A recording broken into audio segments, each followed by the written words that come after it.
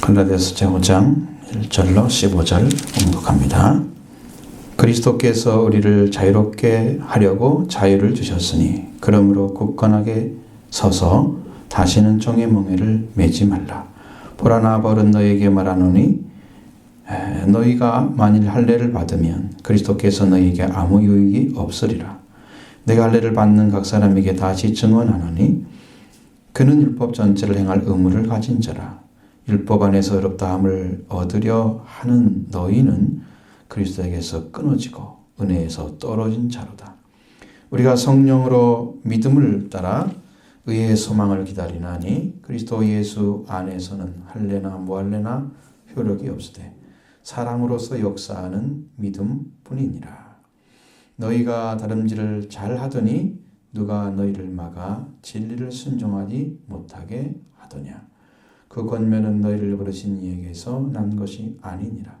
적은 누룩이 온 동이에 퍼지느니라. 나는 너희가 아무 다른 마음을 품지 아니할 줄을 주 안에서 확신하노라. 그러나 너희를 요동하게 하는 자는 누구든지 심판을 받으리라. 형제들아, 내가 지금 할례를 전한다면 어찌하여 지금까지 박해를 받으리요. 그리하였으면 십자가의 걸림돌이 제거되었으리니 너희를 어지럽게 하는 자들은 스스로 베어 버리기를 원하노라. 형제들아, 너희가 자유를 위하여 부르심을 입었으나 그러나 그 자유로 육체의 기회를 삼지 말고 오직 사랑으로 서로 종노릇하라. 온 율법은 내 이웃 사랑하기를 내 자신같이 하라 하신 한 말씀에서 이루어졌나니 만일 서로 물고 먹으면 피차 멸망할까 조심하라. 아멘. 자유와 사랑 이렇게 제목인데 이것이 이제 여러분이 이해하기가 좀 복잡할 수도 있습니다. 잘 들으셔야 되고 또 연결을 잘 받으셔야 됩니다. 우리가 그리스도인으로서 그리스도를 믿는 믿음으로 얻어지는 것 중에 가장 그 가치가 자유입니다. 이 자유를 있는 데 있어서 그 자유의 크기라는 것은 그리스도가 우리를 죽으시고 부활하신 그 능력을 통해서 이 죄와 사망에서 해방된 그 자유. 죽음이 우리를 주장할 수 없고 우리가 죄 가운데 살 수가 없는 하나님의 인도와 성령의 역사를 통해서 항상 인도받고 있는 그 자유. 엄청난 것입니다.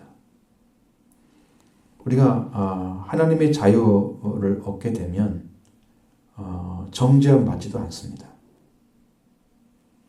그러니까 이것은 들어간 자를 이야기하는 거예요. 완전하게 들어간 심령들. 그리스도 예수 안에서 자유가 완전히 됐기 때문에요. 정죄함이 없습니다. 그리스도 예수 안에 딱 들어가 있으면 다시는 정죄받지 않습니다. 또 우리 하나님의 자녀의 명분을 얻어서 그 자녀의 명분을 받은 자가 돼요. 그래서 그 사랑을 이루어 갑니다. 자, 자유를 얻으면요, 사랑이 오게 돼 있어요. 그래서 하나님의 영원한 영광에 참여하도록 그렇게 불러주신 것입니다. 자유가 얼마나 소중한가 우리한테. 그것이 있어야만이 우리의 삶에 참된 만족을 누리게 합니다. 우리는 자유를 위해서 부름받았어요. 성경을 보면 자유를 위해서 부름받았습니다. 오늘 성경에 나와 있잖아요.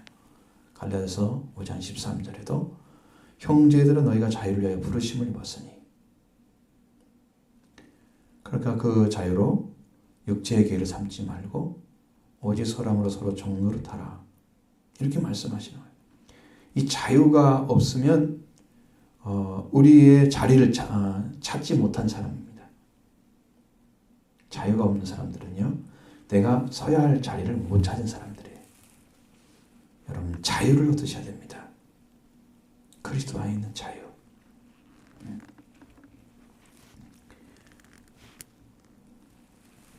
이 자유라는 말은 우리가 이제 헬라어로 보면은 엘류테리아라고 되어 있는데 이것은 뭐냐면 이 자유라는 것이 의미는, 본래의 의미는 어떤 것에도 구속되지 않는다는 의미입니다. 이것이 어떤 것에도 구속이 안 된다는 의미가 방종이 될 수는 없는 거예요. 그냥 자유 그 자체의 의미예요. 방종으로 들어갈 수 없는 의미입니다. 근데 근대에 와가지고 이 의미가 법률 아래서 법률의 범위 내에서 가능한 개성이나 개인의 의사를 존중해서 이것을 부당하게 구속할 것이 아니라 하는 의미로 지금은 쓰여지고 있습니다. 세상적인 것이죠. 이런 의미는. 구약 성경에서는 자유의 의미가 어떻게 되냐면 고대 일반 그런 세계와 똑같은 사회적인 개념이죠. 원래는. 그래서 노예나 포로 상태에서 해방되는 것. 그것이 자유로운 것을 의미하고 있는 거예요.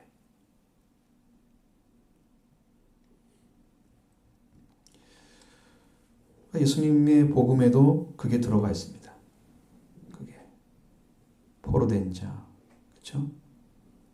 눈먼 자, 그걸 자유하게 하시려고. 복음 안에 다 자유가 들어 있습니다.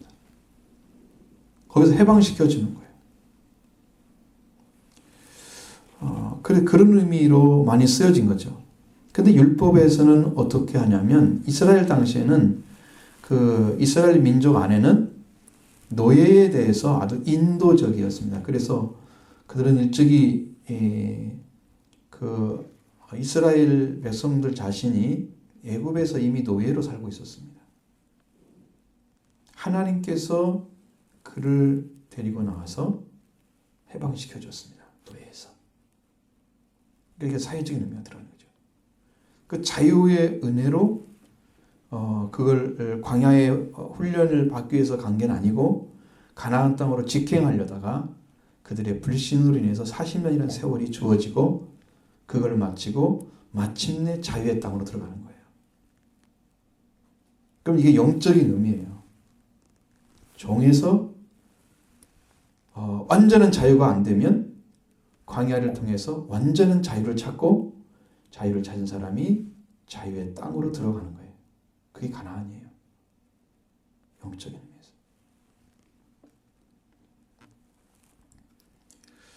의미에서. 이것이 이제 우리에게 와야 되거든요. 근데 우리가 포괄적인 자유를 나타내기 위해서 이 용어가 만들어진 배경에서는 그럼 이게 인간적인 자유를 설명하려고 얘기하는가? 그것 전체는 아니라는 거죠. 예수님께서 말씀하시는 초대교회 구약 성경에서 자유의 개념은 뭐냐면 그 자유의 개념, 구약 성경의 자유의 그 틀 안에서 하나님의 그 자유를 보면은 그건 마지막 날, 끝날 종말이라고 하는 그 마지막 날에 구원을 받는 그 자유를 많이 이야기하고 있어요. 성경은. 신약 성경에서도 복음을 자유로서 명확하게 규정을 해주고 가르쳐준 분이 바울입니다. 엘류테로스라는 단어를 사용하죠. 신약 성경에서 파생된 그 단어가 파생된 단어로서 40회가 나오는데 그 중에서 27번을 바울 서신에 사용했습니다. 자유란 말을. 그러니까 엄청나게 많이 쓴 거죠. 사도 바울의 이제 오늘 본문의 안에서 나온 거지만 그리스도께서 우리로 자유롭게 하려고 자유를 주셨으니 이렇게. 그런데 무엇보다도 여기서 자유는 죄와 율법에서의 자유입니다. 묶여져 있는 부분. 아주 중요한. 그 다음에 죄와 죽음에서 자유입니다. 세 번째는 불법과 부정에서 자유입니다. 그것이 신약 성경에 들어있는 자유의 개념의 아주 중요한 부분입니다. 그런데 이 자유가 어떻게 오느냐? 그리스도인에게 어떻게 주어지느냐 하면 그리스도를 믿고 세례를 받은 자는 성령의 역사에 의해서 지금 우리가 살고 있는 이 땅에서 현실로 주어지는 은혜입니다. 그 자유가.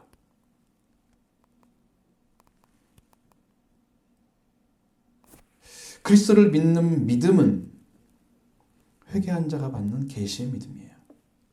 그리스도를 믿었다. 자, 내가 믿어갔다. 처음 시작했다. 그것은 계시의 믿음은 아니잖아요. 그런데 믿었습니다. 그리고 믿고 의지하면서 계시의 복음이 왔어요. 계시의 믿음이. 회개한 자에 주는 거예요. 이 예수님이 우리에게 오시면 우리는 참된 자유입니다. 바로 옵니다. 우리 심령에 예수님이 찾아오시면 죄와 죽음에서 자유를 주십니다. 죄와 율법에서 자유를 주십니다. 부정과 불법에서 자유를 주십니다. 그래서 그리스도 예수 안에 사는 성도들에게 있어서 성도들이 살아가는 데 있어서 교제하는 부분들이 있잖아요. 그러니까 그 교제하는 부분에서 그 당시 사회는 보면 자유인이 있고 노예가 있었습니다. 신분이 틀리죠. 그런데 자유인과 노예의 구별이 없어집니다. 이것이 그리스도 안에 자유를 얻은 사람들의 삶이에요. 사회적 부분에서도 자유가 된 거죠. 보통 사회에서는 엄격하게 구분하죠. 이건 자유, 이건 노예, 이것은 주인. 구분하죠. 근데 그리스도 안에 들어오면 사회적 부분까지도 없어지는 거예요. 노예와 자유인의 차이가 없습니다. 하나님이 그렇게 하시고. 그래서 이 그리스도 안의 자유는 이기적인 것이나, 이제 홀로 고고한 그런 것이 아닙니다. 바울은요, 이 자유를 가지고 실천했는데 그 자유는 어떤 것을 삶을 모델로 하냐면 이웃을 사랑하는 봉사에 대한 자유입니다. 그냥 사랑하는 게 아니에요. 사랑을 하는데 봉사하는 데 있어서 사랑을 가지고 합니다. 자유를 갖는 거죠. 사랑으로 서로 쓰이는 자유로만 현실로 가질 수 있는 거예요. 나머지는 다 뺍니다. 그럼 바울 이후의 교회도 자율세 복음을 설교했습니다. 그리고 그것을 지키려고 한 거죠. 요한복음에서도 요한복음 8장 31절에도 진리가 너희를 자유하게 하리라고 말씀하시죠. 그러니까 진리가 참된 아버지와 아들의 관계를 아는 것이 자유가 오는 거예요. 또 야고보서는 복음의 자유의 율법이라고 불렀습니다. 구체적인 사랑의 행동의 중요성을 말하고 있는 것이죠. 베드로전서에서는 그리스도인이 하나님의 종에 합당하게 자유를 쓸 것을 권하고 있습니다. 베드로전서 2장 16절에 보면 너희가 자유가 있으나 그 자유로 악을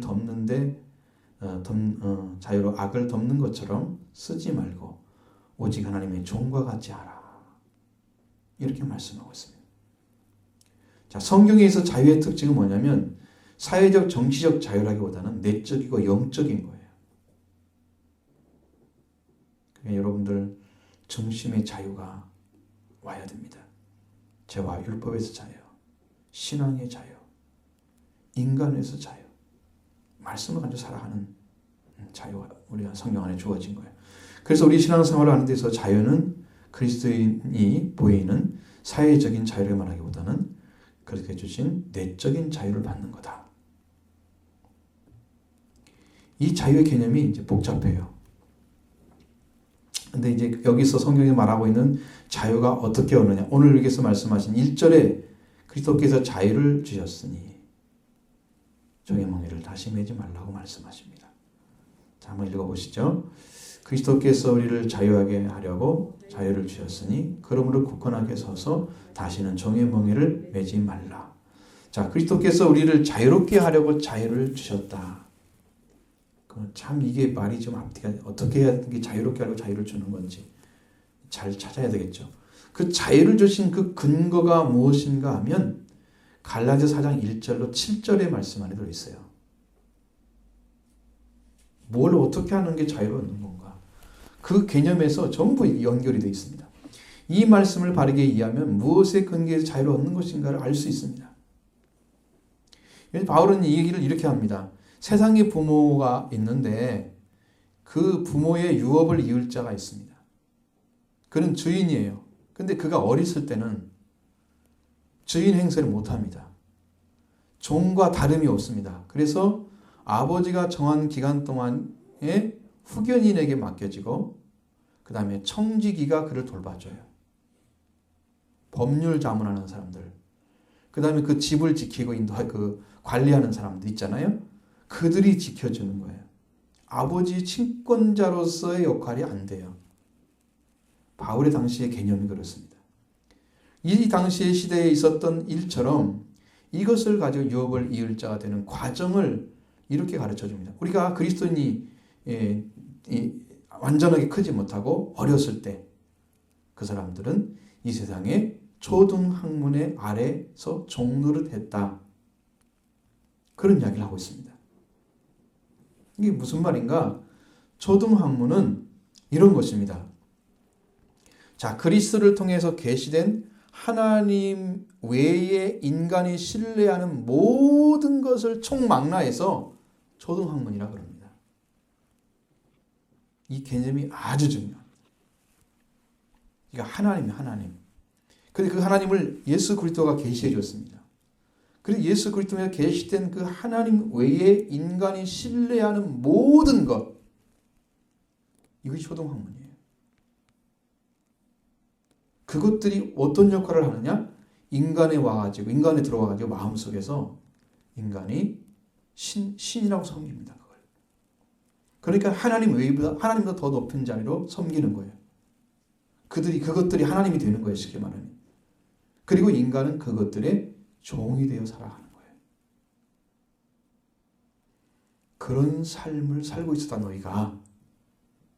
그런데 때가 차서 하나님이 그 아들을 보내셔서 여자에게 나게 하시고 율법 아래 나게 하신 것은 율법 아래 있는 자들을 속량하셔서 우리로 아들의 명분을 얻게 하려고 하신 거다. 이 개념 하나가 아주 중요합니다. 그리고 이 때란 말을 사용하잖아요. 그건 때라는 말은 하나님이 정하신 때예요. 그러니까 예수 그리스도가 오신 때를 보면 하나님이 정하신 때에 정말 하나님의 아들이 와서 이스라엘 민족을 통치해주고 돕지 않으면 안 될 최종적인 시기가 딱 되었을 때 하나님이 보내셨어요. 아들을. 예수님 하나님께 보내신 거예요. 그리고 마리아라는 아들을 아래에 보냈습니다. 마리아는 아들. 마리아라는 사람. 여자에게 나 계시고. 그 다음에 이스라엘 사회는 율법이 중심이 된 사회였습니다. 예수님이 나신 지 8일 만에 할례를 받으세요. 그럼 율법이 정해져 있는 거거든요. 예수님은 율법대로 하는 거예요. 율법 아래. 그런데 그걸 가지고 구원이 안 되게. 율법 중심의 사회 태어나셨습니다. 그럼 왜 예수님이 거기 태어났느냐? 그 율법 아래 있는 자들을 속량하시기 위해서. 율법을 완전하게 행하지 않으면 하나님의 사랑이 태어나지 않아서 그러니까 하나님을 알지 못하는 삶을 살게 되는 거예요. 율법을 열심히 행해도 완전하게 행해야지 그것이 사랑인데 그 사랑을 얻어내지 못해요. 완전하지 않아요. 그러니까 그 사랑을 알지 못하는 자들을 속량해 주시고 그 묶여있는 삶이 그들을 얽어매고 있으니까 그것에서 속량을 주시는 거예요. 마치 자유자가 되게 하는 노예를 자유하게 하는 것처럼 예수님이 피를 흘려셔서 피값으로 대신 생명값을 치르시고 거기서 끄집어내시는 거예요. 자유자가 되게 하시는 속량의 은혜와 그 속량의 은혜를 통해서 아들의 명분을 얻게 하신 그것이 바로 자유를 의미하는 것입니다. 그게 자유예요. 이렇게 속량과 아들의 명분을 얻게 하시는 것이 무엇인가? 그래서 갈라디아 4장 21절 이하에 나오는 두 아들의 비유가 바로 거기에 연결이 돼 있어요. 그 말씀. 하나는 자유한 여자죠. 하나는 여종이라고 해서 종에게 태어나고 하나는 자유 있는 여자에서 났다. 이 출생의 차이. 그걸로 종과 자유인이 결정되는 거예요. 근데 바울은 이걸 알레고리컬적으로 해석을 해놨습니다. 여종에게는 육체를 따라 났다. 이런 얘기 쭉 해놓죠. 그 자유 있는 여자에게는 약속으로 말미암아 태어났다. 그러니까 이것은 하나님께서 준비하시고 태어나게 하신 방식이고, 그 나머지 이제 신의 산으로부터 태어난 종을 낳은 자인 하갈은 어디서 태어났느냐? 하늘에서 태어난 게 아니고 아라비아에 있는 신의 산으로부터 지금 있는 것인데, 지금 예루살렘과 같은 곳이다. 그 어떤 사람들은 이걸 가지고 헷갈려 하더라고. 예루살렘에 신산이 있구나, 이렇게 생각하는 거예요. 같은 곳이니 그러니까 같다는 의미로 생각하는 거예요. 영적인 의미를 지금 얘기하는 거예요. 완성되지 않은 율법 아래 살아가는 삶을 얘기하는 거예요. 영적인 의미예요. 그럼 그가 그 자녀들과 더불어 종노릇하고 위에 있는 예루살렘은 자유자인 곧 우리 어머니라. 이게 두 예루살렘이 나타났습니다. 하나는 땅에 있는 예루살렘, 신의 산에 있는 아직 완성되지 않은 율법 아래 있는 자들, 하갈을 통해서 종이 된 것과 자와 똑같다. 그런 얘기를 해주는 거고요. 그들은 유업을 이을 수가 없습니다. 종이기 때문에. 율법 아래 있는 자들이고 하나님을 알지 못해서 하나님 아닌 것에 종노릇 하고 있는. 그러면 그 사람들은 어떻게 자유자가 되겠어요? 그 자유를 얻은 사람은 어디냐면은 예루살렘과 같은 위에 있는 예루살렘은 자유자이고 곧 우리의 어머니다 그랬습니다. 그걸로부터 잉태돼서 태어나는 것이죠. 하늘에 있는 예루살렘이라는 것은 하나님의 나라를 가리키는 거예요. 영적인 의미를 지금 얘기하는 거예요. 이 자녀는 아들을 낳는 것입니다. 근데 어떤 여자냐면 자유 있는 여자로 태어났습니다. 그리고 율법 아래 태어나지 않고 이미 율법 아래에서 속량되고 아들의 명분 얻은 예수 그리스도로 말미암아 태어난 자들이에요. 그래서 그들은 하나님을 알고 하나님도 그를 아는 자 되는 거예요. 이 두 가지의 태어남이 있어요. 이 땅에서. 자유인 어머니로부터 태어난 자녀는 아들로 율법을 이을 자, 유업을 이을 자입니다. 이 자유는 그리스도께서 주신 것이다. 그리스도께서 인류에게 오신 것은 인류가 묶여있는 것으로부터 자유를 주시기 위해서 오신 거예요. 세상에 어떤 것이 묶여있어도 그걸 자유롭게 해주셔야 돼요. 사회적 신분은 완전하게 해방해서 오신 건 아니 예수님이.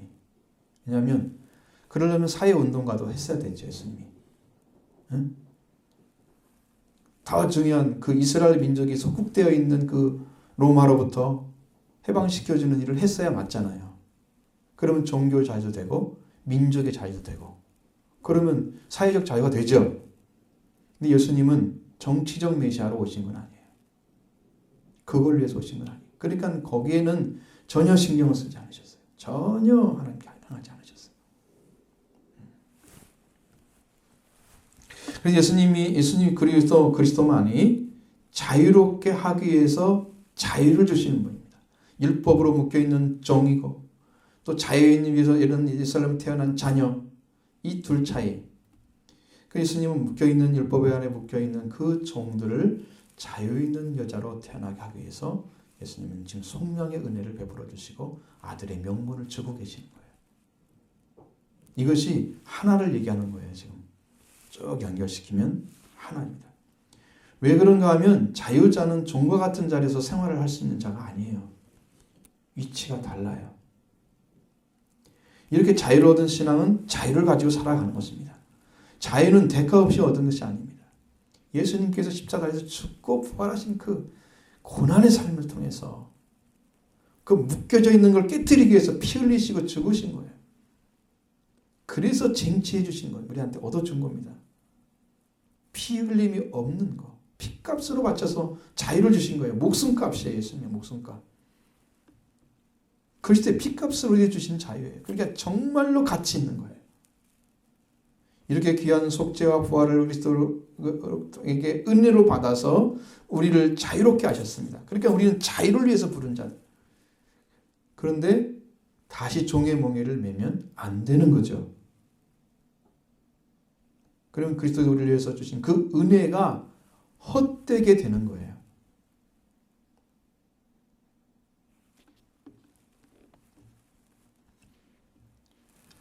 이해를 했다는 표정이 하나도 없으니까 처음부터 다시 할까 봐요.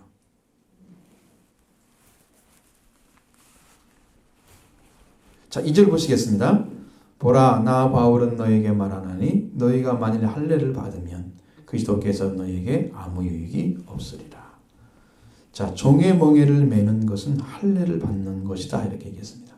여러분, 할례는 이 아브라함을 이방인들과 성별하기 위해서 하나님이 행하라고 말씀하신 거예요. 아들에게 할례를 행하지 아니했던 모세는 아내로부터 피난편이라고 불렀던 기록이 출애굽기 4장에 있습니다.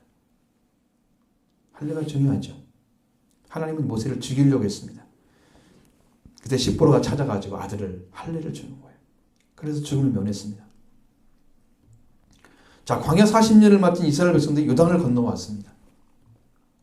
근데 요단 서쪽에 아모리 사람들과 해변의 사람들, 모든 왕들과 해변에 가나안 사람들의 모든 왕들이 여호와께서 요단물을 이렇게 이스라엘 앞에서 마르게 하셔서 마른 땅처럼 건너게 하신 걸 듣고 마음이 녹아 정신을 잃어버렸습니다. 자, 그런데 그들은 지금 패기가 없어요. 싸울 의사가 없는 거예요. 이스라엘 백성들이 하나님의 능력으로 인도하시니까. 그런데 이스라엘 백성들이 지금 뭘 안 했냐면 할례를 받지 않았어요. 그래서 하나님이 명령해 주십니다. 여호수아에게 너는 부싯돌을 가지고 칼을 만들어서 부싯돌로 칼을 만들어서 이스라엘 자손에게 다시 할례를 행하라.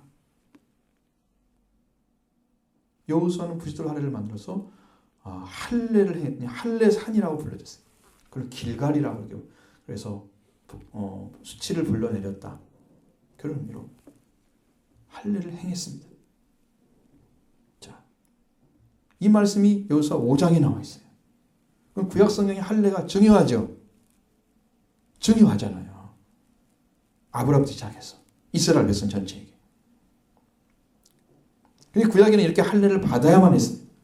예수님도 태어난 지 8일 만에 할례를 받으셨어요. 이게 성경의 말씀이에요. 할례는 구약 시대의 율법으로 하며 살았던 자들에게 준 거예요. 그런데 예수님이 오셔서 할례 얘기는 하나도 없었습니다. 예수님 가르치면 예수님은 물로 세례를 주는 방식으로 바꿔놨습니다. 하나님께 들어가는 길을 성별된 자가 되는 겁니다. 그래서 아브라함을 성별하는 것 때문에 할례를 행했고 이 성별이 그리스도 안에서 이루어졌기 때문에 이제는 그리스도를 통해서 우리의 회개도 이루어진 예수님이 우리를 위해서 회개하셨습니다. 예수님이. 그것이 세례 받는 것입니다. 죄인만 받는 물세례를 받으신 거예요. 성경을 열심히 읽어가지고 지금 무슨 말인지 빨리빨리 좀 알아들어야 돼요. 아브라함을 성별하신 건 할례를 했지만 이 성별이 그리스도 안에서 이루어졌다는 거죠. 그리스도께서 우리를 위해서 회개하시고 그 회개를 완성하셔서 하나님 나라를 선포하셨습니다. 하늘이 열리고 하나님의 성령이 비둘기처럼 내려오시고 그 다음에 하나님의 음성이 들려왔습니다. 이는 내 사랑하는 내 기뻐하는 자라. 예수님의 구원이 회개에 있었습니다. 그런데 그 회개를 사람에게 하려고 하니까 물로 회개를 통해서 완전한 죄가 사함받지 못해요. 그리스도께서 자기를 죽여서 우리의 죽음 대신에 무덤에 묻히시고 그 다음에 우리가 죽을 대신에 무덤에 묻히신 예수님이 부활하심으로 우리도 예수님의 부활을 통해서 하나님 관계 회복되는 이 일을 예수님 해주셨어요.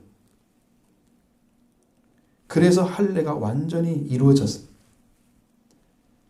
우리는 율법의 멍에를 매지 않습니다. 왜? 예수님 안에 들어오면 회개가 이루어진 거예요. 회개가. 여러분 예수님이 여러분이 믿어지고 예수님이 여러분의 주인이 되어서 생명을 주관하고 계시면 여러분은 회개를 한 사람입니다.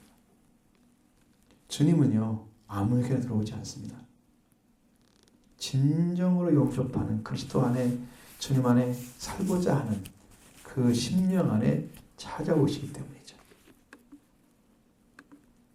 그래서 아무나 이룰 수 있는 게 아닙니다. 이것은.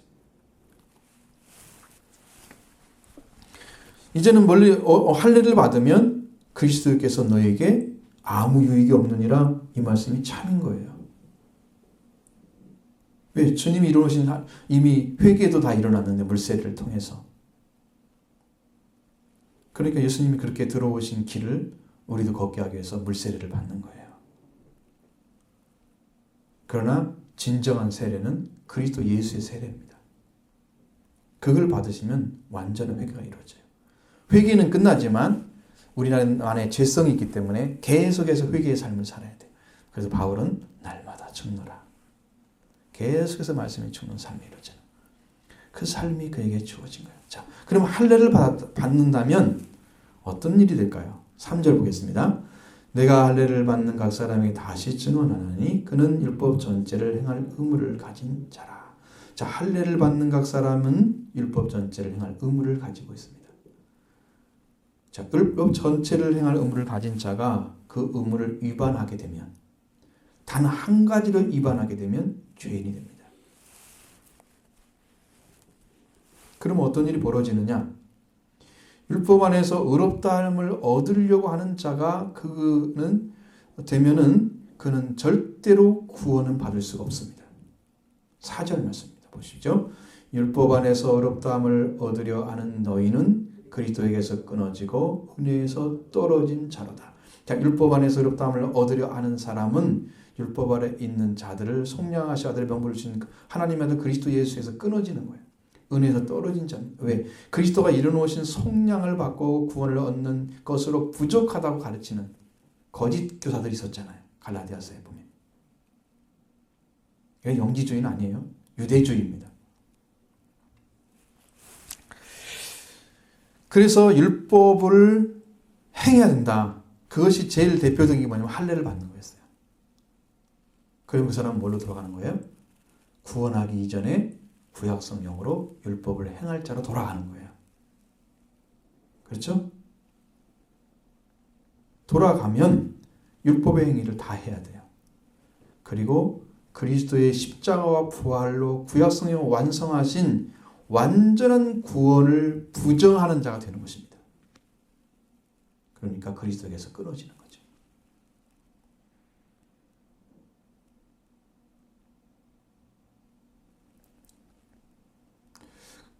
또한 은혜에서 떨어진 자입니다. 그 은혜는 그리스도께 이뤄놓으신 구원으로 주시는 것입니다.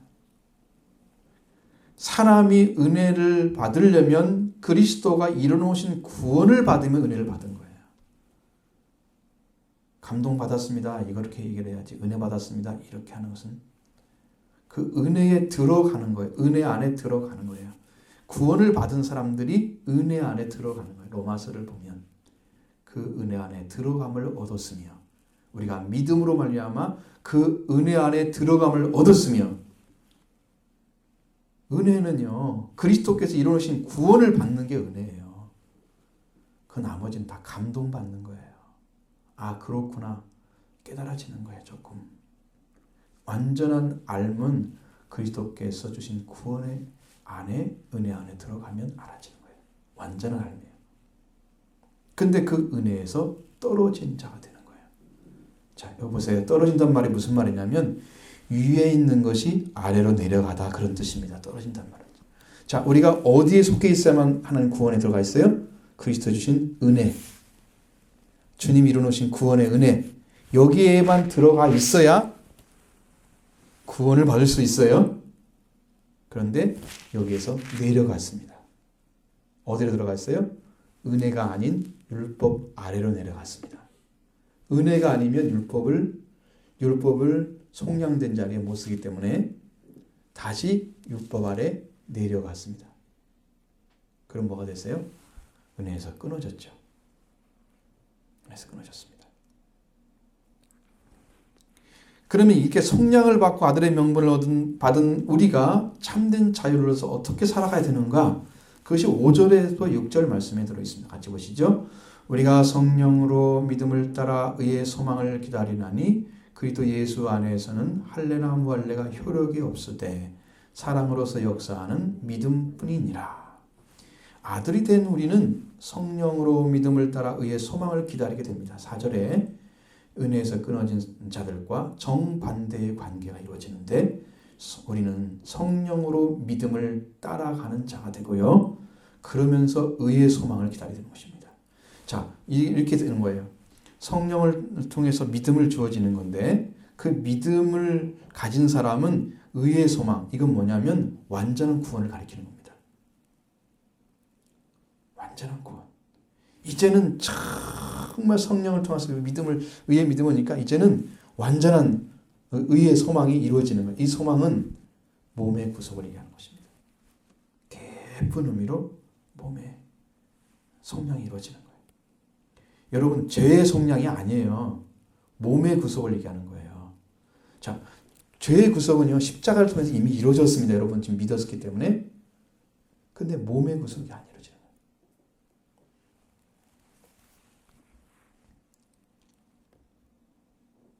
그것을 지금 받기를 소망하는 자까지 들어가는 거예요. 몸의 구속까지. 응?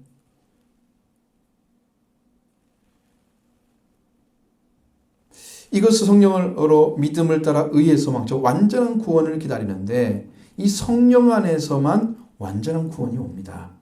그럼 이렇게 할례를 행하는 율법 아래 있는 자들과 정반대의 길을 걸어가는 거예요. 그렇기 때문에 그리스도 예수 안에서 할례, 무할례, 이것은 아무 상관이 없는 거예요.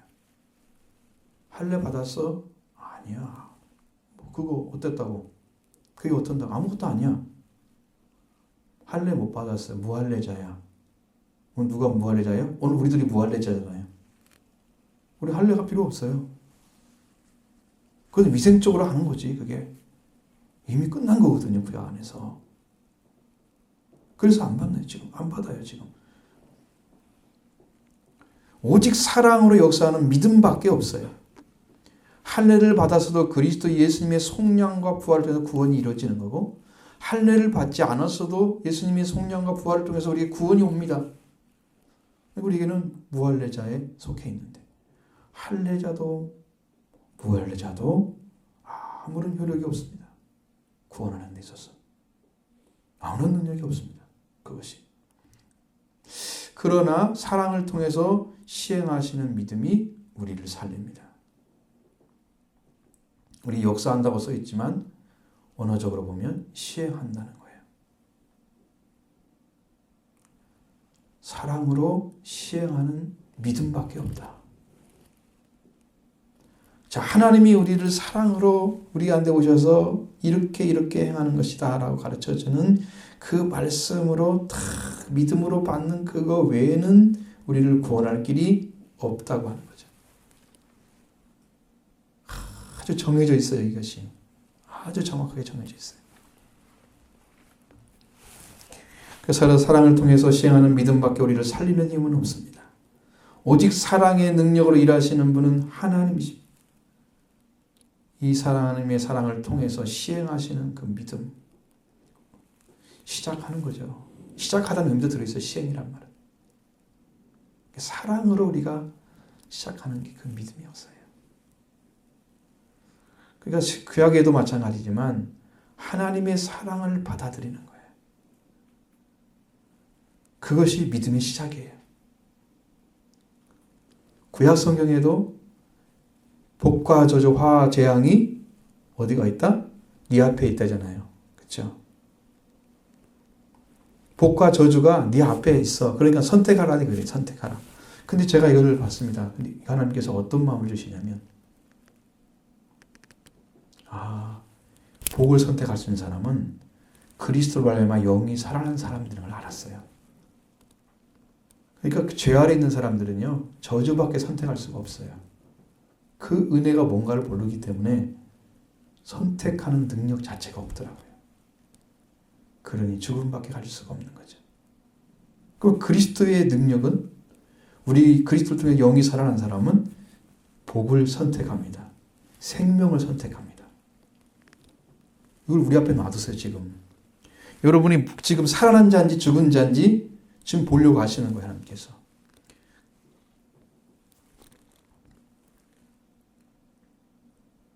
복과 저주, 생명과 재앙이, 죽음이 우리 앞에 놓여져 있습니다.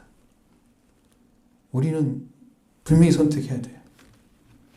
하나님 안에 있다면, 그리스도 안에서 살아난 그 생명을 가졌다면 우리는 당연히 복을 선택하는, 생명을 선택하는 거예요. 갈림길이 놓여져 있습니다. 지금 그게 보여요. 일어나서 이걸 보고 이게 아니다라고 부정하고 생명으로 빨리 선택해야죠.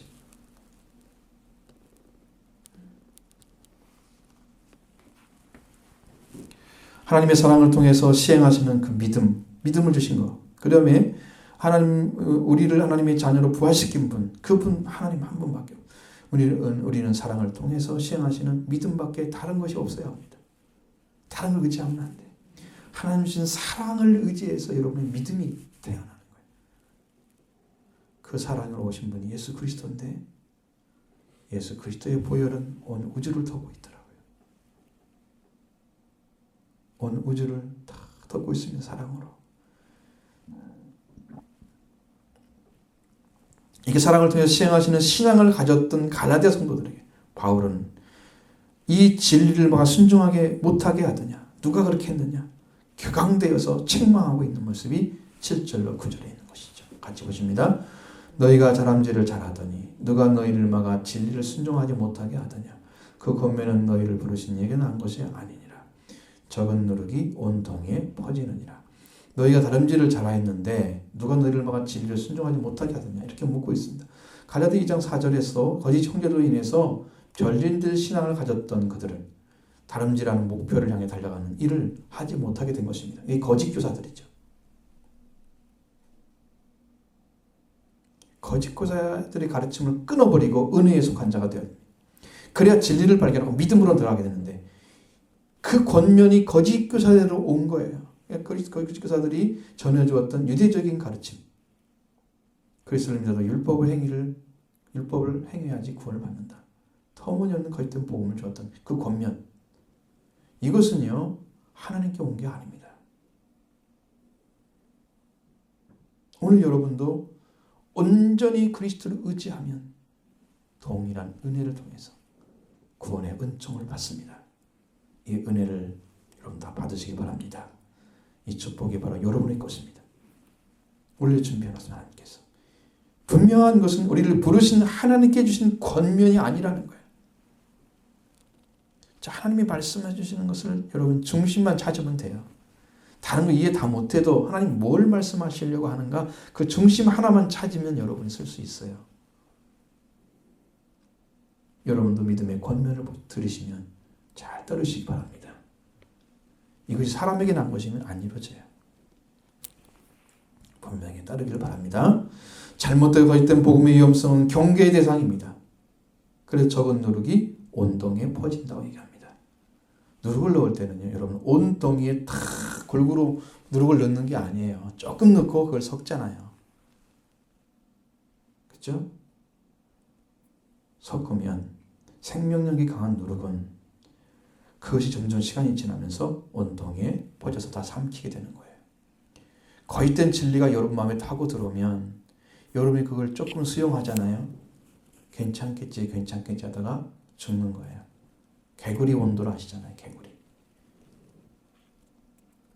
따뜻한 물에 전 넣지 않고 찬물에 딱 넣고 온도를 가열하면, 거기다 가열을 하면 그게 점점 뜨거워지는데, 좀 뜨거우니까 괜찮겠지, 뭐 조금 더 뜨거워지니까 얘는 견딜만해 하다가 죽는 거죠.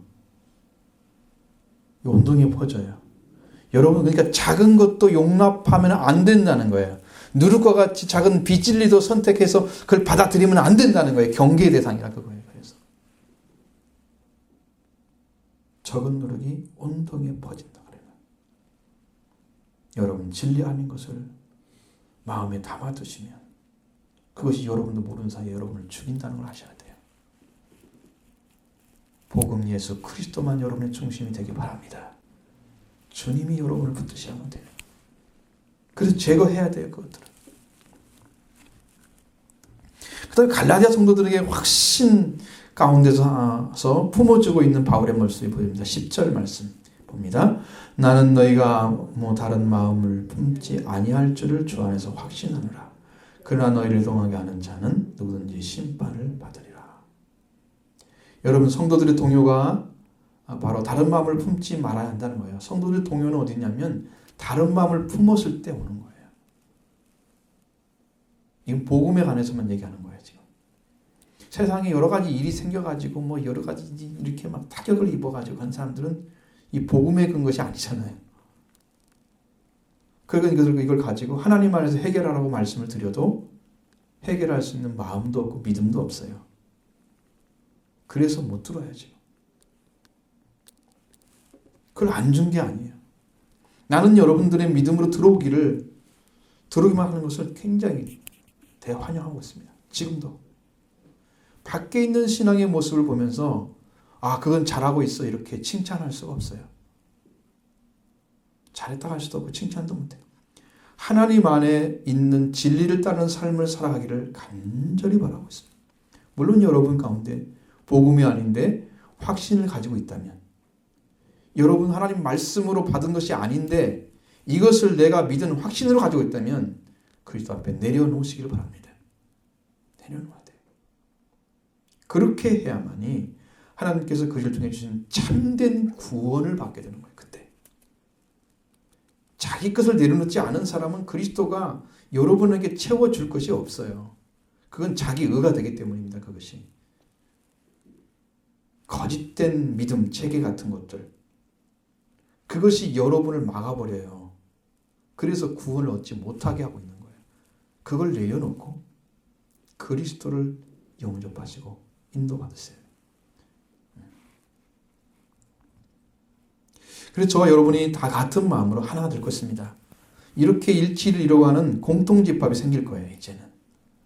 그 구원의 길을 같이 가면 그 다음에 마침내 성도들이 하나가 될 것입니다.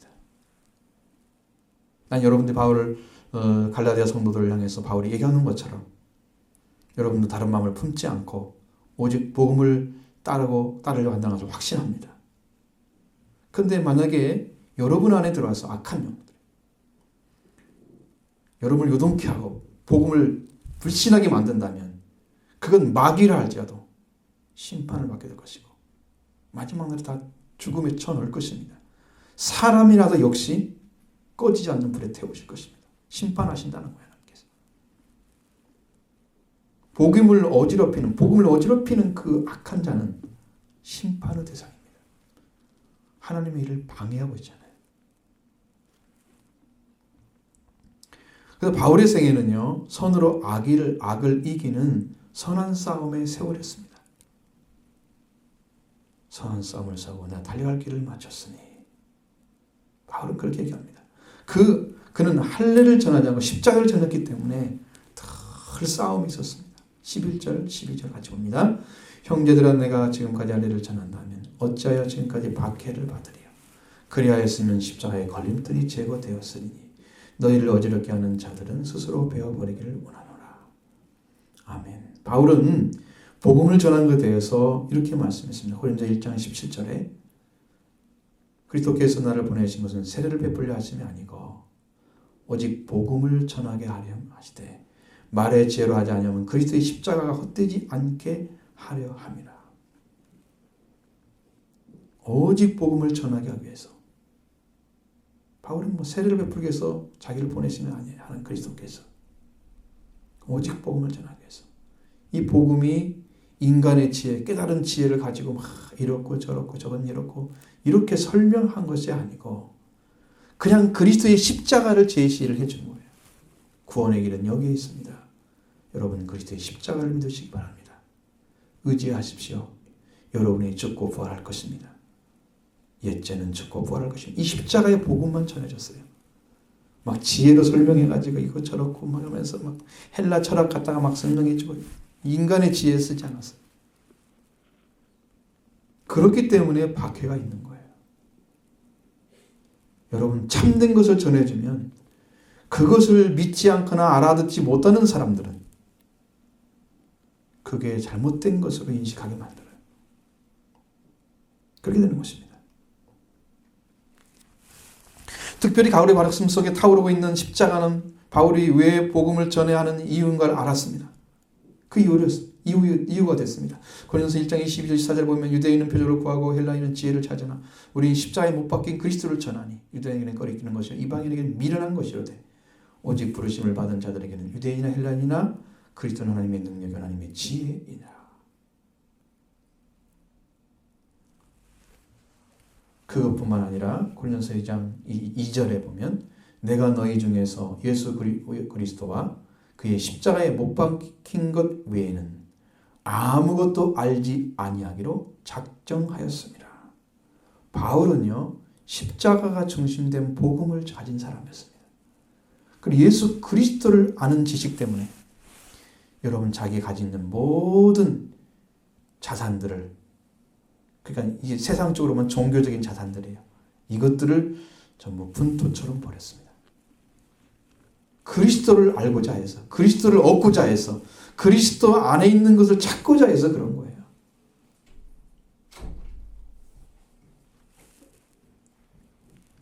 그 십자가와 그리스도는 끊을 수 없는 참된 인생의 고통을 덜어주고 살리는 하나님의 능력과 지혜였습니다. 십자가에 못 박힌 것은 유대인들이 거리끼는 것입니다. 이 거리낀다는 말이 무슨 뜻이냐면 스칸달론을 사용합니다. 이 거리끼는 정도가 아니고 걸려 넘어져서 멸망에 이르게 하는 그런 의미입니다. 근데 여기서 십자가의 걸림돌이라고 말이 났죠. 여기서도 걸려 넘어지게 하는 장애물인 스칸달러를 사용했습니다. 걸림돌이란 말이. 십자가의 복음을 얼마나 받아들이지 않고 있는가를 알 수 있겠죠? 사람들이.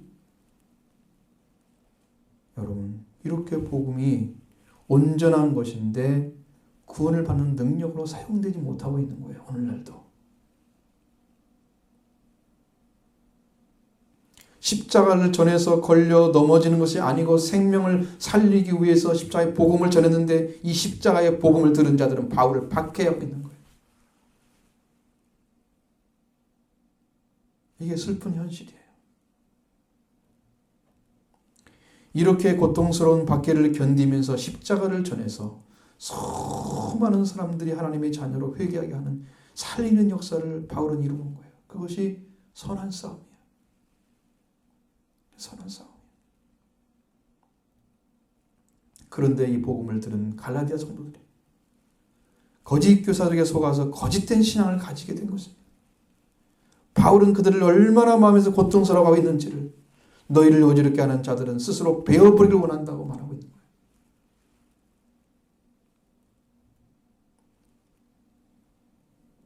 지금 우리들은요, 악한 영으로 얼마 빼앗긴 만물의 주인의 자리를 그리스도의 능력으로 다시 찾는 삶을 살아가고 있는 거예요.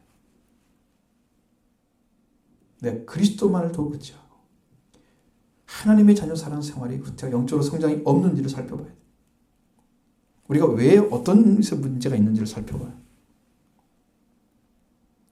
우리가 믿는 참된 그리스도를 전하지 않는다면 그는 스스로 자신을 베어버리기 원합니다. 저도 그렇게 바랍니다, 여러분에게.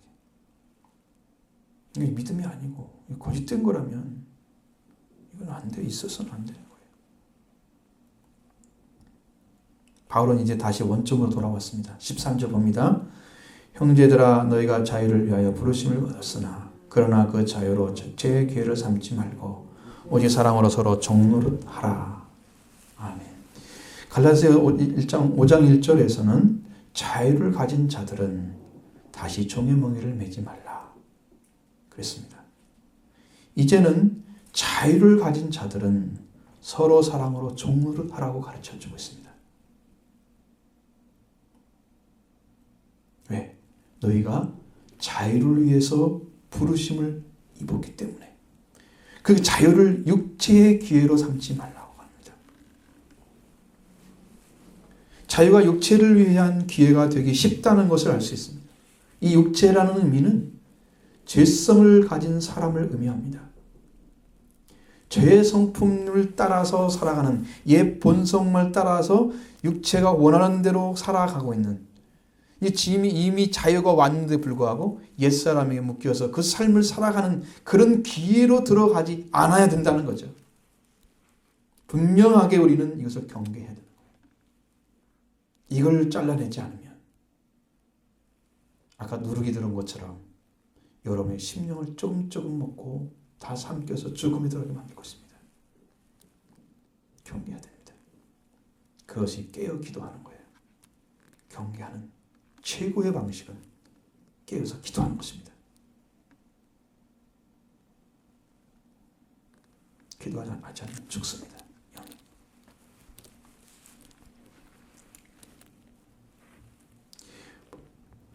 뿐만 아니라 오직 성령으로 사랑으로 서로 종노릇하라고 말씀하십니다. 자유를 위해서 부르신 하나님은 하나님의 사랑을 받은 자는 자유를 얻었습니다.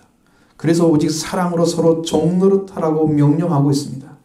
여기는요, 오직 사랑으로 서로 섬기라 그런 뜻입니다. 종노릇한다는 의미는 섬기라는 말입니다. 사랑이 둘 사이의 섬김, 사랑이 너와 나 우리의 중심이 된 봉사를 하는 거예요. 이것은요, 온전한 사랑으로 들어가는 길을 찾은 자의 삶이에요. 지금 그렇게 들어가고 있는 거예요. 그런 신앙입니다.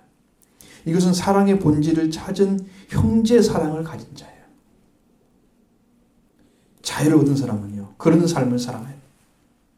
서로 사랑으로, 오직 사랑으로. 그러니까 인간적인 거 아니에요. 이렇게 내가 이익을 줬으니까 나도 좀 도와주고, 그거 아니고, 그런 거 아니고, 기인하는 건 사랑으로 기인해서 서로 봉사해 주는 거예요. 일방적이면은 교제가 사라집니다. 받기만 하고 내주지 않으면 죽습니다. 준 사람은 살아도 받는 사람은 죽습니다. 자기는 못 주기 때문에. 그러니까 서로란 말이 그렇게 중요한 거예요. 피차란 말은 서로. 사회 바다가 죽는 이유는 물은 드러나는데 나오지 않기 때문에 죽는 거예요. 그러니까 고여 있으니까 햇빛이 계속해서 쪼이면서 그 염분을 좀 높이죠. 염분 양을 높이는 거죠. 서로. 이것은 사랑의 본질을 찾는 형제 사랑입니다. 자, 10자절을 같이 봅니다. 온 율법은 내 이웃 사랑하기를 내 자신같이 하라 하신 말씀에서 이루어졌나니. 자, 율법이 완성되는 게 뭐냐? 자, 이 말씀은요, 온전한 사랑을 가리키고 있습니다. 온 율법은 내 이웃 사랑하기를 내 자신같이 하라 한 말씀에서 이루어졌습니다.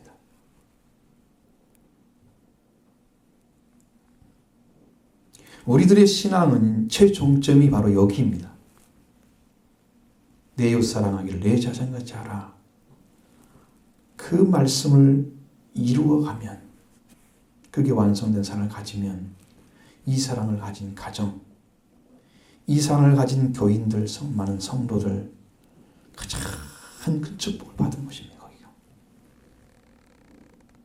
그게 이루어지면 주님이 지목을 하시는 거예요. 거기를 눈동자처럼 지목을 하십니다. 하나님의 이름을 그곳에 둘 것입니다. 그것이 성소가 되는 거예요. 거룩한 땅. 하나님이 그 가정을 눈동자처럼 보십니다. 눈동자는 급죽에서 눈꺼풀이 수없이 왔다 갔다 하잖아요. 눈물도 안 말라야 되고, 그 다음에 위기가 닥치면 얼른 눈 감아야 되고. 제일 중요하죠. 사람이 뭘 생각하고 판단할 때 전부 눈을 보면서 다 이게 오잖아요. 거의 이거 보면서 들음으로 오잖아요. 머리에 판단이 쓰잖아요. 하나님이 우리를 그렇게 사용하시는 그 가정을 당신이 판단의 잣대로 사용하시는.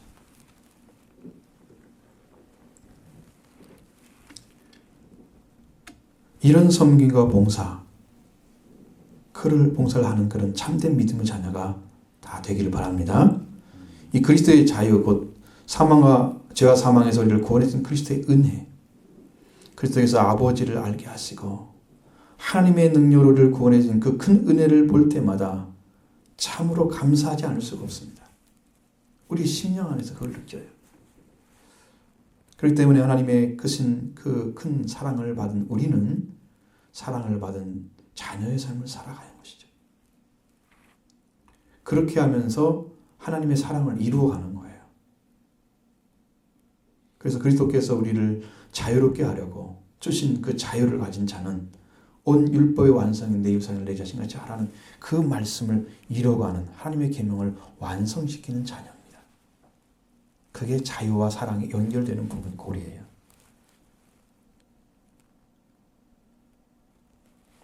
대체 무슨 말일까요? 그러면서 우리가 또 한 가지를 경계하라고 말씀하십니다. 15절 말씀 같이 봅니다. 만일 서로 물고 먹으면 피차 멸망할까 조심하라. 만일 서로 물고 먹으면, 이건 동물적인 표현입니다. 이 문다는 말은요, 상처를 입히고 고통을 가하는 동물적인 행위를 가리킵니다. 동물이 잡아먹으려고 쫓아가가지고 하는 그 행위 있죠. 그거예요. 상처를 입히고 고통을 가해서 죽이는 거예요. 그것이 문다는 의미입니다. 그래서 이 말을 다른 말로 표현하면 괴롭히다, 손상시키다 하는 얘기입니다. 문다는 게 그런 거예요. 여러분, 작은 상처도 상처잖아요. 여러분, 행복하게 평화를 주는 신앙, 사랑을 주는 신앙 되겠죠. 상처를 주면 안 되겠죠. 먹는다는 말은 뭐냐면 매우 잔혹한 행위를 표현하는 거예요. 이것은 야수들이 음식을 먹고 있는 모습입니다.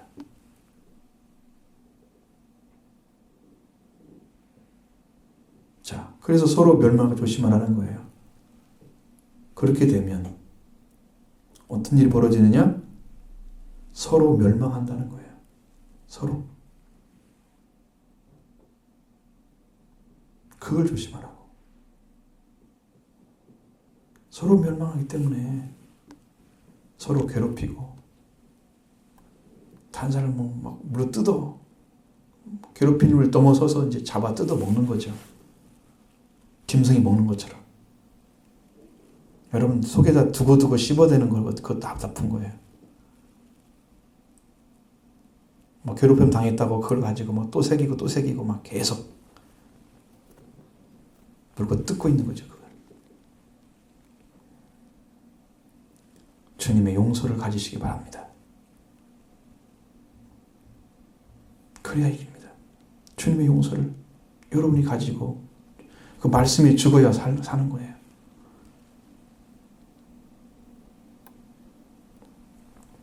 이 멸망한다는 말이 뭐냐면 아날로데테라는 단어를 사용하는데 마지막 끝날의 소멸을 가리키는 거예요. 소멸. 자, 여러분 이제 주님 오시는 그날의 마지막 결정적인 날에 오면 그날에 그는 사라져 버릴 것입니다. 소멸될 것입니다. 이렇게 살아가면 그렇게 되지 않도록, 그러니까 멸망하지 않도록 조심하라. 지금 그 얘기를 해주는 거예요. 경계해야 된다는 거죠. 그래서 이렇게 괴롭히고 야수들 음식 먹는 것처럼 먹고 물고 뜯으면, 이 잔혹한 행위를 하게 되면 서로 결국 마지막 때 가면 영원한 멸망에 들어갈 겁니까? 그걸 조심하라고 말씀하고 있는 거예요. 우리가 경계를 해야 할 것입니다. 게을리 좀 말해야 합니다. 절대로 물고 뜯는 일은 하면 안 돼요. 잘못이나 실수가 없도록 말이나 행동에 마음을 쓰라고 하시는 거예요. 이 조심하라는 말이 그런 뜻입니다. 만약에 잘못했다고 하면 용서를 빌세요. 그러면 돼요. 관계가 안 깨지잖아요. 용서를 빌면 내가 미안해요. 잘못했어요. 하면 어떻게 할 거예요? 그 사람이 알았어. 용서해 주잖아요. 그럼 관계 안 깨지죠. 이 잘못했어요를 잘 못하는 사람이 훨씬 많아요. 그러니까 이걸 가지고 있으면요, 주님 안에서뿐만 아니에요. 이 가정에서도 안 되고요. 잘못했단 말을 안 해. 큰 문제예요. 잘못이나 실수가 없어야 되는데 없으려면 완전한 사람이 하잖아요. 말에 실수가 없는 자는 완전한 자라 그랬잖아요. 완전한 자라고 말씀하시는. 우리는 완전한 자가 아니에요. 그러면 용서를 빌어야죠. 잘못했다.